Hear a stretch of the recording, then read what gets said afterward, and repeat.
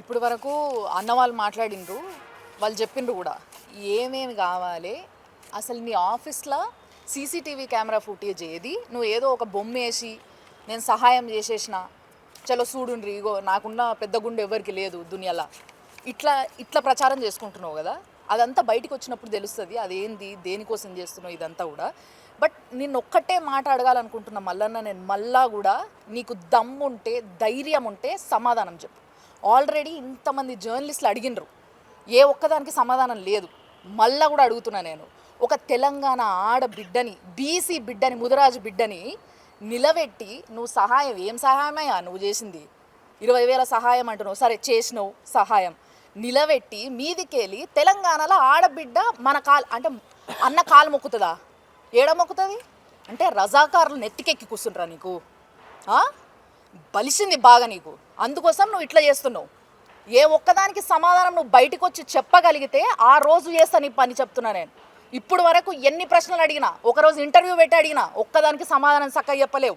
మొన్నొక్క రోజు రజాకారులు అంత గొప్పలో వాళ్ళు లేడు అసలు దునియాలో అన్నట్టు మాట్లాడినావు, ఆ రోజు అడిగినా దానికి సమాధానం చెప్పలేవు. ఇప్పుడు ఈ బిడ్డ చనిపోయిండు, ఏంది మరి ఆ పిల్లగతి ఏంది, దాని గురించి అసలు ఏం జరిగింది, నీ ఆఫీస్ ముందు ఎందుకు వచ్చి చచ్చిపోయిండు అనే దానికి సమాధానం లేదు. మీదికెళ్ళి కేసులు పెడతావు నువ్వు. కేసులు ఏం భయపడతారు అనుకుంటున్నావు అందరు నీకు? ఇంకొకసారి మళ్ళా చెప్తున్నా, పిచ్చి పిచ్చి కథలు చేయకు. బీసీ పోరాటం చేస్తే చిత్తశుద్ధితో చేయి, అందరం నిలబడతాం వెనకాల. మేమందరం కూడా బీసీలం ఉన్నాం. ఇలా బీసీల కోసం నువ్వు పోరాటం చేస్తే నీ వెనక ఫస్ట్ నిలబడేది నేను, లేకపోతే చేసేటందుకు వేరేళ్ళు వస్తారు. నువ్వు అవసరం కూడా లేదు, నువ్వేదో ఉద్ధరిస్తున్నావు అనుకుంటున్నావేమో. దాన్ని చిత్తశుద్ధి లేని నీ బీసీ పోరాటం ఎవ్వడికి పనికిరాదు. నేను అడిగినా కూడా నిన్ను దీనన్నిటికీ సమాధానం చెప్పగలిగితే చెప్పు, లేదా నేను నీ ఆఫీస్కి వస్తా, కెమెరా పెడతా, అప్పుడైనా చెప్పు. మిత్రులందరికీ థ్యాంక్ యూ. నిజంగా ఇంతమంది సపోర్ట్ చేయడానికి ఈరోజు వీడికి వచ్చిండ్రు కాబట్టి. దీంట్లో ఏ ఒక్కదానికి ఇంతమంది అడుగుతున్నారు కదా, ఇంతమంది ప్రశ్నలకి ఏ ఒక్కదానికి సమాధానం నువ్వు చెప్పినా కూడా ఒప్పుకుంటాను. హ్యూమన్ రైట్స్ కమిషన్ వేదికగా మేము చెప్పదలుచుకున్నది ఏంటంటే, మిస్టర్ తీన్మార్ మల్లన్న, నువ్వు ఒక జర్నలిస్ట్గా ఉండి ఒక రాజకీయ నాయకుడు అయ్యావు. మేమందరం చాలా సంతోషించాం. ఎందుకు అనంటే, మనిషి ఎదగడం అనేటటువంటి దాన్ని జర్నలిజం ప్రోత్సహిస్తుంది, జనం కోసం నిలబడడం అనేటటువంటి దాన్ని జర్నలిజం ప్రోత్సహిస్తుంది. కాబట్టి నువ్వు ఆ స్థాయికి ఎదగడానికి కారణం జర్నలిస్టులే.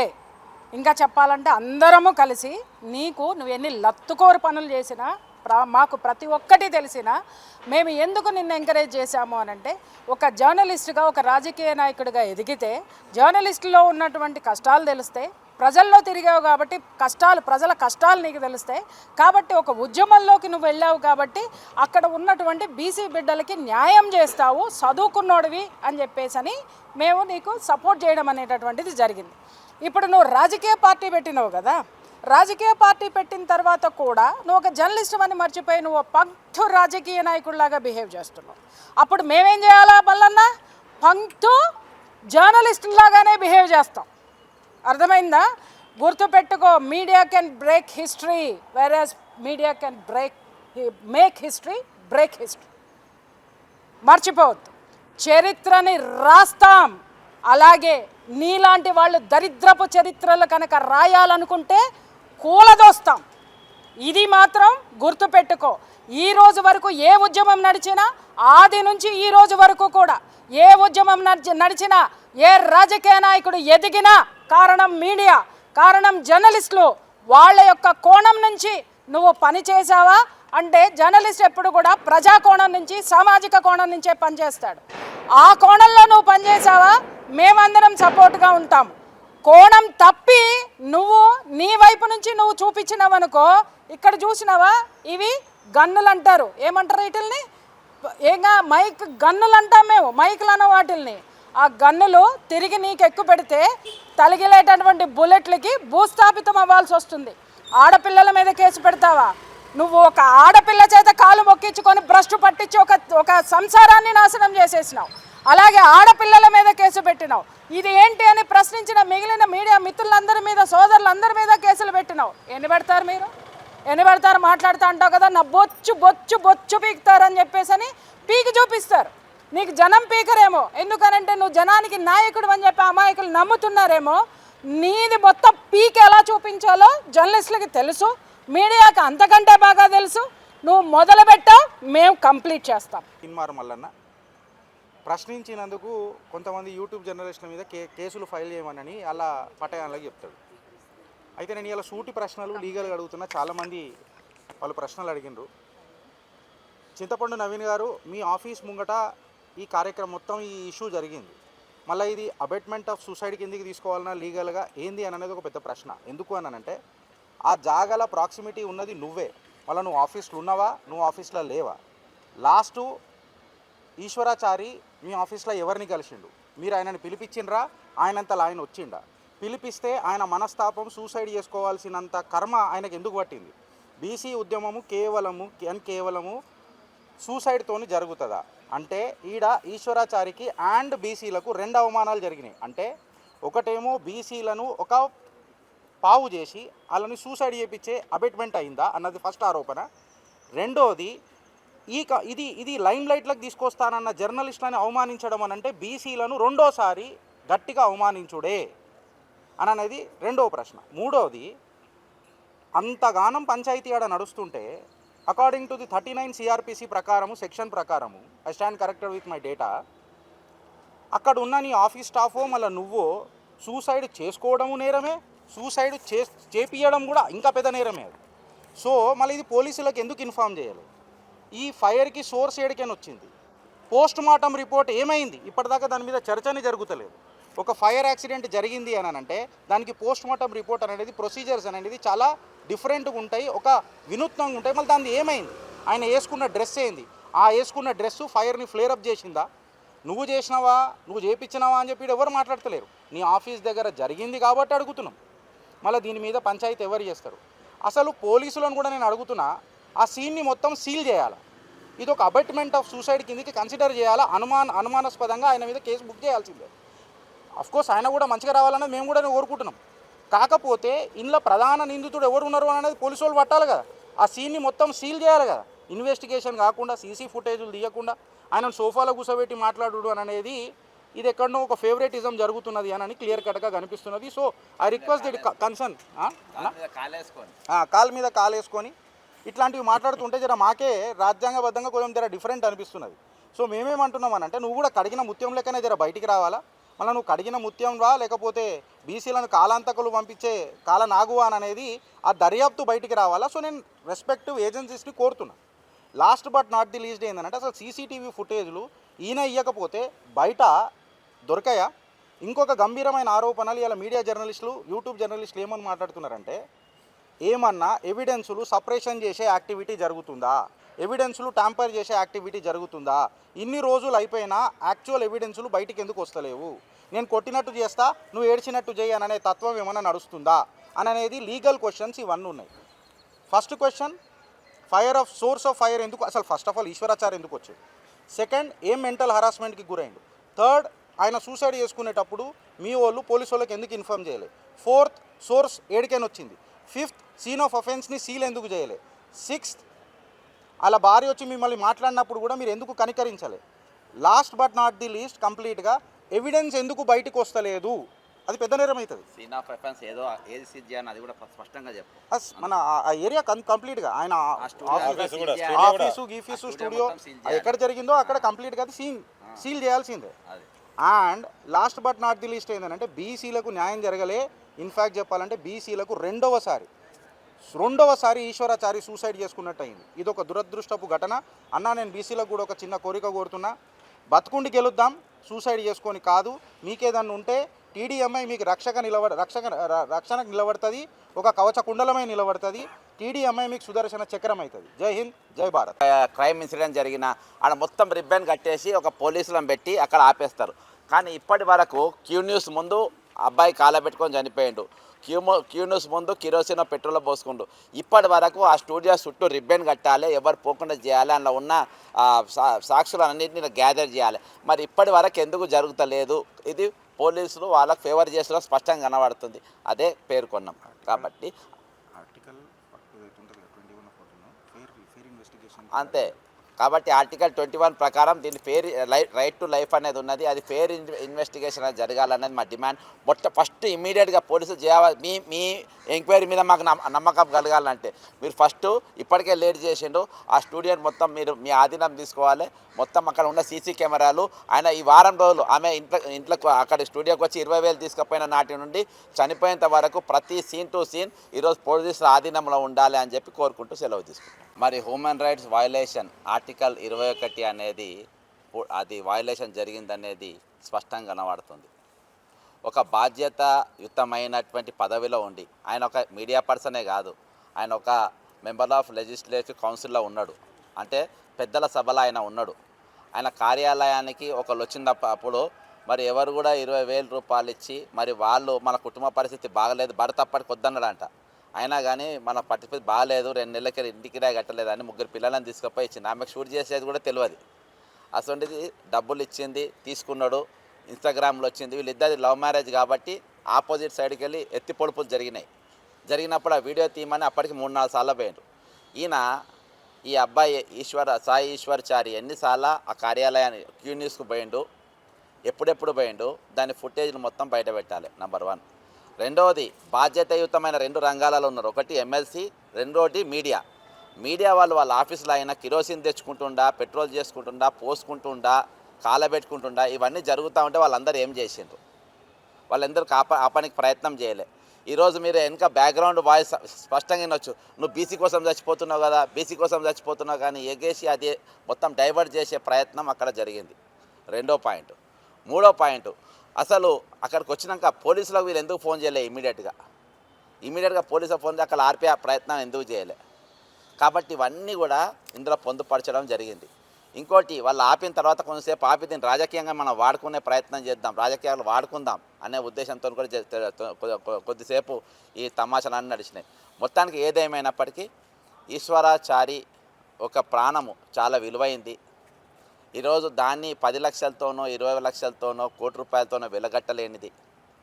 ఎందుకంటే ఇవాళ ఏం చెప్తుంటారు, right to dignity with life and right to life, ఈ 2 కూడా ఆర్టికల్ 21లో వస్తుంది.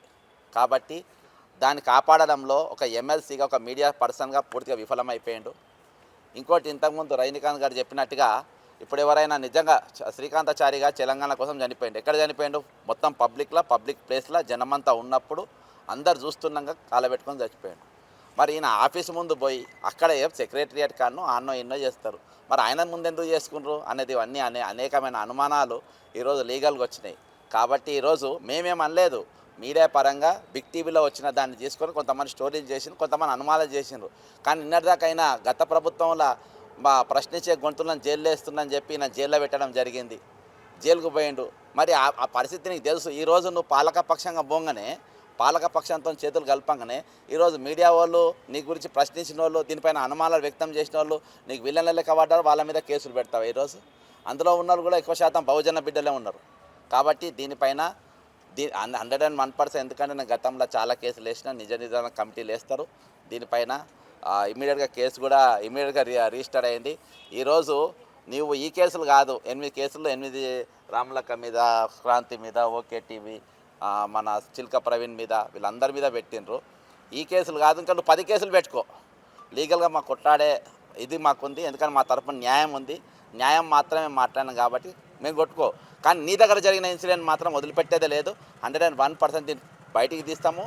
దీని మీద అసలు జరిగిన విషయం ఏందనేది మీడియా పరంగా కూడా ఈ కాంచ రోజు కూడా అసలు ఏమేమి అనుమానాలు ఉన్నాయి కూడా ఈరోజు బహిరంగ జనం ముందు తీసుకుపోయే ప్రయత్నం చేస్తాం. జై తెలంగాణ, అమరవీరులకు జోహార్లు.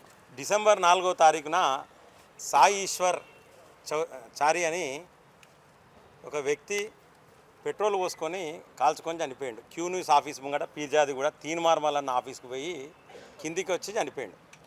సో దీనికి సంబంధించి చాలామంది రకరకాలుగా వార్తలు వేసిండ్రు. మా యూట్యూబ్ ఛానల్ జర్నలిస్టులు కూడా, తెలంగాణ డిజిటల్ మీడియా అసోసియేషన్లో ఉన్న యూట్యూబ్ ఛానల్ జర్నలిస్టులు కూడా వార్తలు వేసిండ్రు. ఆరోపణలు చేయడం అనేది కామన్, దానికి సమాధానం చెప్పుకోవాలి ప్రతి ఒక్కరు. దీనిలో భాగంగా చాలామందికి డౌట్లు వచ్చినాయి. డౌట్ నెంబర్ 1 ఏంటంటే, సాయి ఈశ్వరాచారి అనేటైనే బీసీ ఉద్యమం చేసిండా చేయలేదా, ఇది తీన్మార్మల్ అన్న కల్పితమా అనేది ఇది నెంబర్ 1 డౌట్ వచ్చింది. నెంబర్ 2 ఏంటంటే మనకు చాలామంది తీర్మానం వల్లనే చాలా సామెతలు చెప్తాడు. సో నేను కూడా ఒక సామెత చెప్తాను, ఏడ్చే మొగని నమ్మద్దంటారు. సో అట్లనే ఎవరు ఏడవలే, తీర్మానం వల్ల ఒక్కడే దొంగేడుపులు లంగేడుపులు ఏడిచిండు అక్కడ మరి. సో దాన్ని కూడా చాలామంది డౌట్ పడ్డారు. అలాగే ఆయన ఒక విజువల్ చూపిస్తూ ఉన్నాడు, తీర్మానం వల్ల నాకు దండం పెట్టిన విజువల్ ఏదో చూపిస్తూ ఉన్నాడు. అదొక్కటే. ఆయన లోపలికి ఎప్పుడు వచ్చిండు, ఎన్ని గంటలు ఉన్నాడు, లోపల ఏం మాట్లాడిండు, మరి ఈ యొక్క సీసీటీవీ ఫుటేజ్ ఎక్కడ పోయింది, మరి నిజంగానే ఆయన బీసీ ఉద్యమం చేసిండు చనిపోయినా తీర్మానం వల్లనతో ఏమన్నా ఇష్యూ అయిందా? ఇంకొకటి ఏం జరిగిందంటే తీర్మానం వల్లన్న ఈ యొక్క ఎవరైతే చనిపోయిన వ్యక్తి ఉన్నాడో ఆ వ్యక్తి భార్య యొక్క ఆడియో ఫుటేజ్ కూడా బయటకు వచ్చింది. దాంట్లో క్లియర్గా స్పష్టంగా చాలా స్పష్టంగా క్లియర్గా ఆవిడ ఏం చెప్పిందంటే, మాకు 20,000 రూపాయలు ఇచ్చి ఇన్స్టాగ్రాములో ఆ వీడియో పోస్ట్ చేయడం వల్ల కొంత అవమానం అనిపించింది, మా చుట్టాలు అవమానం పెట్టిర్రు అన్నారు. అంటే క్లియర్గా అక్కడ ఏం అర్థమవుతుందంటే ఈ చావుకు తీర్మానం వల్లన్నకు ఏదో సంబంధం ఉన్నదా అనేది ఖచ్చితంగా నాకు కూడా అనుమానం అనిపిస్తూ ఉన్నది. అందరికీ మా యూట్యూబ్ మిత్రులకు సోదరిమణులకు అందరికీ కూడా అదే అనిపించింది, యూట్యూబ్ జర్నలిస్టులకు నాకు కూడా అదే అనిపిస్తూ ఉన్నది. నిజంగానే నీకు చిత్తశుద్ధి అంటే పోయిండు, ఎవరు ఇవ్వలే, ఏ బీసీ సంఘం లీడర్ కూడా ఎవరు కూడా పోయి ₹1 ఇవ్వలేదు, గవర్నమెంట్ కూడా ఏం అనౌన్స్ చేయలేదు. కానీ ఈయన మాత్రం ఇంకా 3 రోజులలో కాకముందే ఇమీడియట్లీ పోయిండు, 15 లక్షల రూపాయలు అనౌన్స్ చేసిండు. ఇది కూడా అనుమానాలకు దారితీస్తూ ఉన్నది. అంటే తీర్మానం మల్లన్న మీద ఇది ఎక్కడైతే నా మీద వస్తుందో తలకాయ నొప్పి వస్తుందో ముందైతే పైసలు ఇద్దామనే ఉద్దేశంతో ఇచ్చిండు. సో బాధితులకు ఆయన పైసలు ఇచ్చుకొని కోట్ల రూపాయలు ఇచ్చుకొని ఆయన దొంగ సంపాదన సంపాదించని లంగ సంపాదన సంపాదించని మాకు సంబంధం లేని సబ్జెక్టు. కానీ ఇక్కడ ఏంటంటే మరి చాలా ఉన్నాయి. నిజంగానే అతను బీసీ ఉద్యమం కోసం చనిపోయాడని ఈయన క్రెడిట్ తీసుకోవడానికి, ఈయన తప్పించుకోవడానికి ఏమైనా చేస్తూ ఉన్నాడా? తప్పించుకోవడానికి చేసి మళ్ళీ మీదికెళ్ళి ఏం చేసిందంటే ఇక్కడ ఒక బిగ్ టీవీ ఛానల్ ఉన్నది, ఆయన మీద చాలా అరిచిండు, నీది రెడ్డి ఛానల్, నీది అగ్రవర్ణ ఛానలు, నువ్వు అది ఇది, నువ్వు రేవంత్ రెడ్డి ఇది నువ్వు అది దాగు ఇది దాగని రకరకాలుగా మాట్లాడిండు. అటువంటి వ్యక్తి బిగ్ టీవీ మీద కనీసం కంప్లైంట్ చేయలే. మరి ఆ బిగ్ టీవీ వాళ్ళు కూడా తీర్మానం వల్లన్న మీద కంప్లైంట్ చేయలే. కానీ తెలంగాణ డిజిటల్ మీడియా అసోసియేషన్లు ఉన్న కొన్ని ఛానళ్ళ మీద, ఆ ఛానల్ యజమానుల మీద మాత్రం తీర్మానం వల్లనే కంప్లైంట్ చేశారు. మరి దీంట్లో బీసీలు ఉన్నారు, ఎస్సీలు ఉన్నారు, వాళ్ళందరి మీద కూడా కంప్లైంట్ చేశారు. నేను క్లియర్గా చెప్తా ఉన్నా, తీర్మానం వల్లన్న నువ్వు చేసింది చాలా తప్పు. బీసీ జర్నలిస్టుల మీద, ఎస్సీ జర్నలిస్టుల మీద కూడా నువ్వు కేసులు పెట్టేందుకు పోయి కంప్లైంట్ ఇచ్చినావు, దీన్ని ఉపసంహరించుకో. ముఖ్యంగా ఏంటంటే మాకు అనుమానాలు ఉన్నాయి. ప్రభుత్వం ఇక్కడ మేము వచ్చింది ఏంటంటే స్టేట్ హ్యూమన్ రైట్స్ కమిషన్కి వచ్చినాము. సో ఇక్కడ మేము ఫిర్యాదు చేయడం జరిగింది.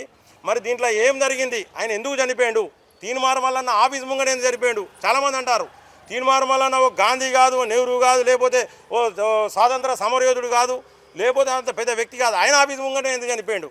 నిజంగానే బీసీల కోసం చనిపోతే ఏ ముఖ్యమంత్రి ఆఫీస్ కాడనో చనిపోవాలి, లేకపోతే ఇంకెక్కడికో పోయి అంటిపెట్టుకోవాలి. కానీ తీర్మానం వల్లన్న ఆఫీస్ కాడ ఎందుకు పెట్రోల్ పోసుకొని అంటిపెట్టుకొని చనిపోయాడని చెప్పేసి చాలా అనుమానాలు మా జర్నలిస్టులకు వచ్చినాయి. ఖచ్చితంగా ప్రభుత్వం కూడా స్పందించి దీని మీద కమిటీ వేసి ఎంక్వైరీ చేయాలి. మేము ఈరోజు తెలంగాణ డిజిటల్ మీడియా అసోసియేషన్ తరఫున జర్నలిస్టులు అందరం కలిసి వచ్చినాము. సో ఇక్కడ ఫిర్యాదు చేయడం జరిగింది. కాబట్టి తప్పకుండా ప్రజలందరూ కూడా దీని మీద స్పందించాలి, ప్రభుత్వం స్పందించాలని చెప్పేసి సందర్భంగా కోరుకుంటూ సెలవు తీసుకుంటాను. జై హింద్, జై భారత్. అండి ఈరోజు తెలంగాణ డిజిటల్ మీడియా అసోసియేషన్ తరఫున పెద్దలు మా అధ్యక్షులు పుప్పాల రజనీకాంత్ గారి ఆధ్వర్యంలో, బక్కా జడ్సన్ గారి ఆధ్వర్యంలో, మా మీడియా మిత్రులు అందరి ఆధ్వర్యంలో కూడా ఈరోజు ఎన్హెచ్ఆర్సీకి కంప్లైంట్ ఇవ్వడానికి రావడం జరిగింది.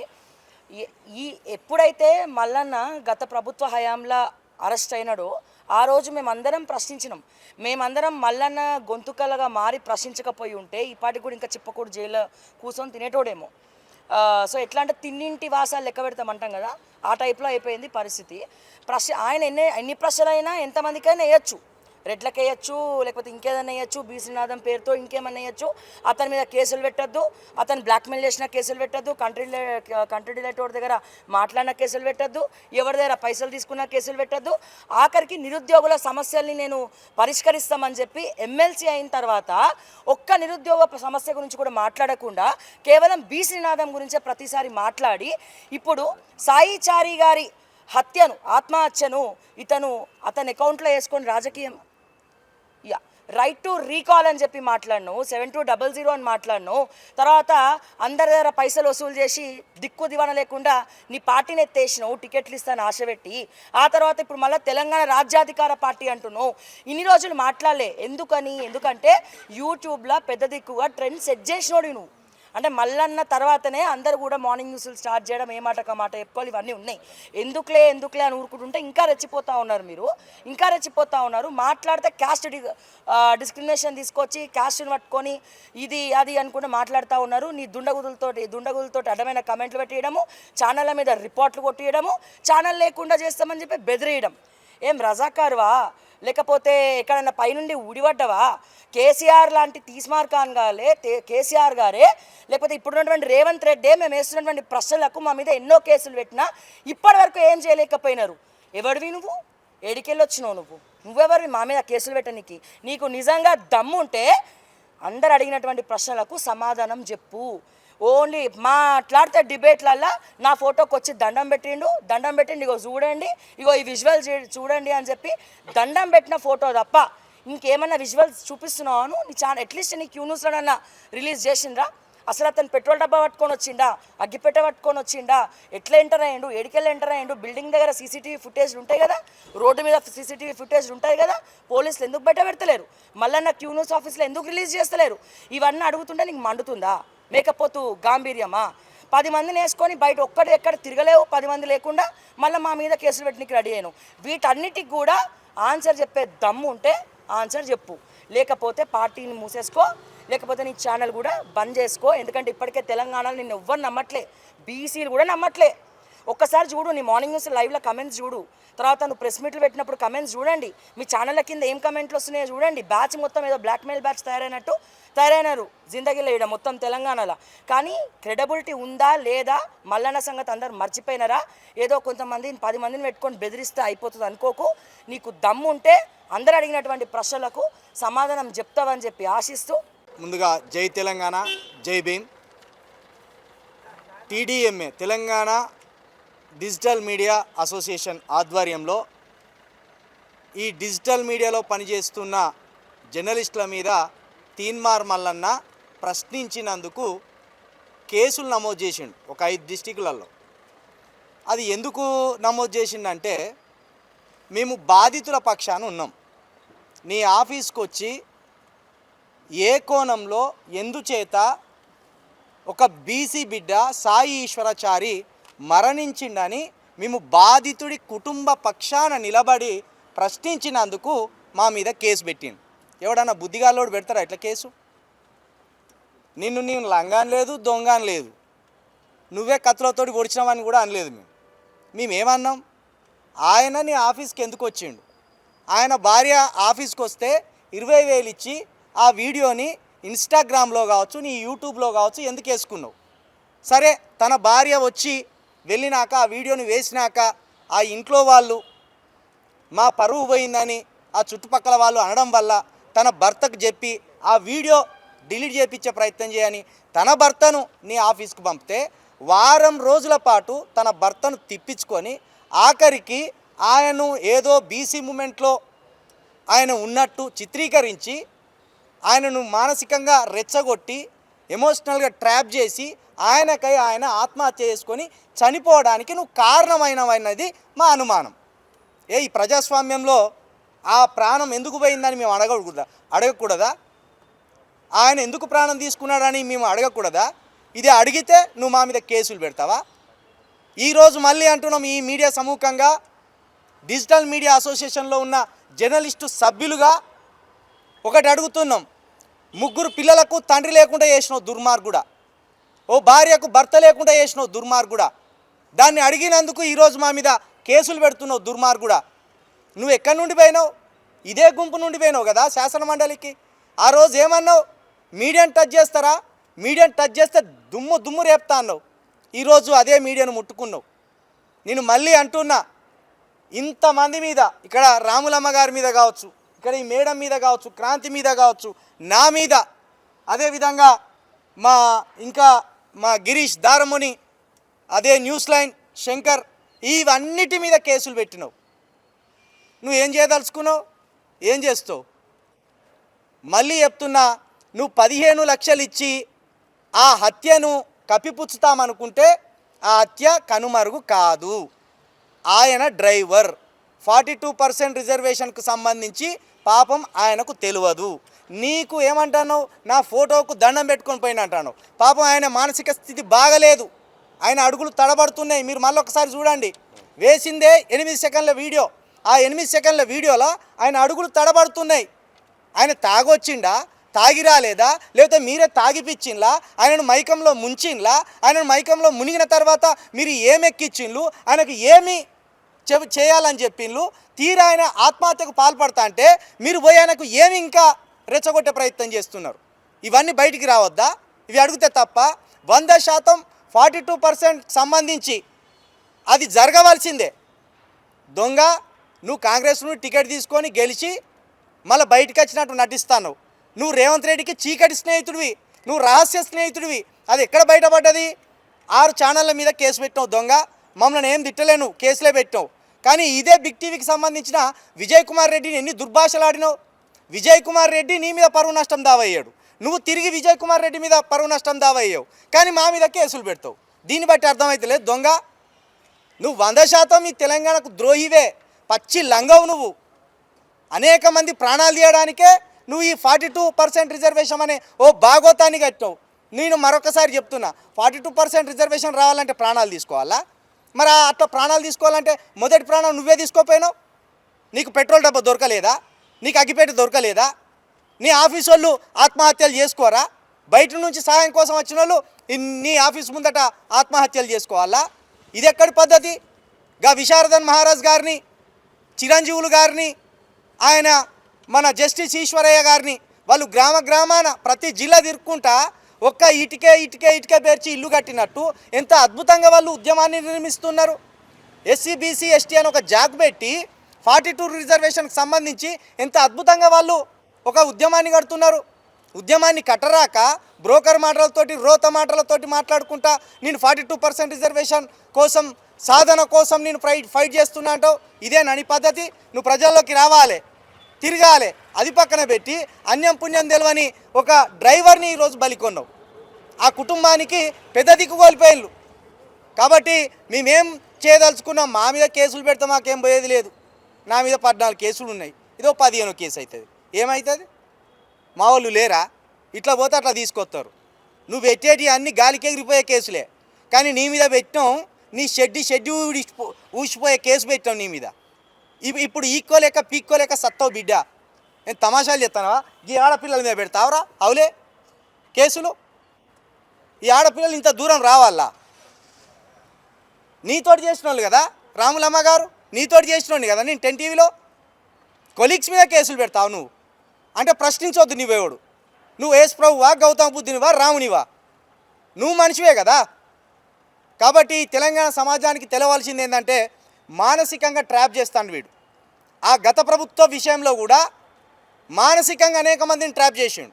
ఇప్పుడు 42% అనే రిజర్వేషన్ విషయంలో కూడా మానసికంగా ట్రాప్ చేసి వాళ్ళని ఇట్లా ఆత్మహత్యలకు పురుగొల్పేలా చేస్తున్నాడు. కాబట్టి దీని మీద మేము ఇప్పుడే ఫిర్యాదు ఇచ్చినాం.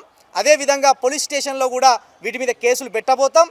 తప్పకుండా సమగ్ర విచారణ జరిపి నిందితుడు ఎవరో, ముద్దా ఎవరో తేల్చాలని మేము మీడియా సాక్షిగా ఈ ఉమెన్ రైట్స్లో ఫిర్యాదు ఇచ్చి కోరుతున్నాం. Thank you so much.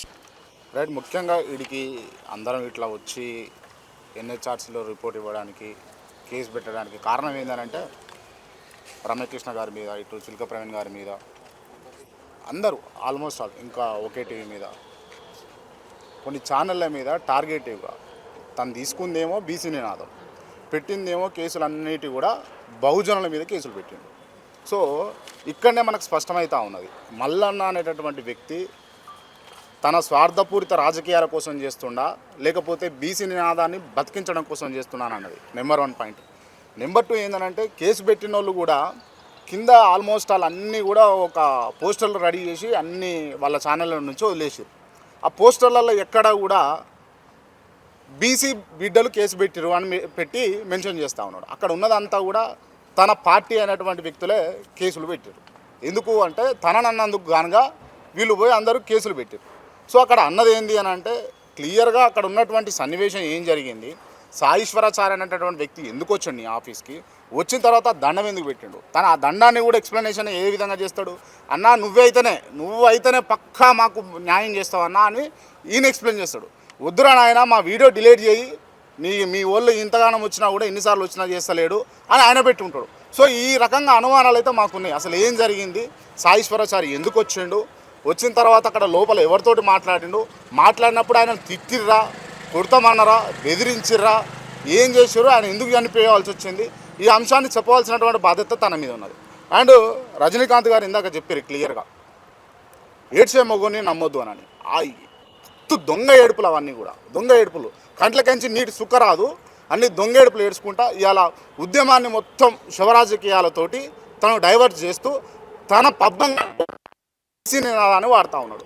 గతంలో మీరు మొదటి నుంచి చూసుకున్నా కూడా ఏ నినాదమైనా చూసినా ఆర్టీఆర్ అన్నాడు, తర్వాత దళితులను పైకి తీసుకొస్తా అని చెప్పేసి ఓ దళిత ముసుగు కప్పుకున్నాడు, దాని తర్వాత 7200 ఇంకా ఇట్లా చెప్తూ పోతే కోదండరాం సార్ పార్టీ కాన్సెల్లి విశారదన్ మహారాజ్ దాకా, మొన్న కాంగ్రెస్ పార్టీ దాకా, ఇట్లా పూటకో పార్టీ పూటకో వేషం కట్టుకుంటూ పబ్బం గడిపే వ్యక్తివి నువ్వు. ఇలా బీసీ సమాజం కూడా నిన్ను నమ్మేటట్టు లేదు.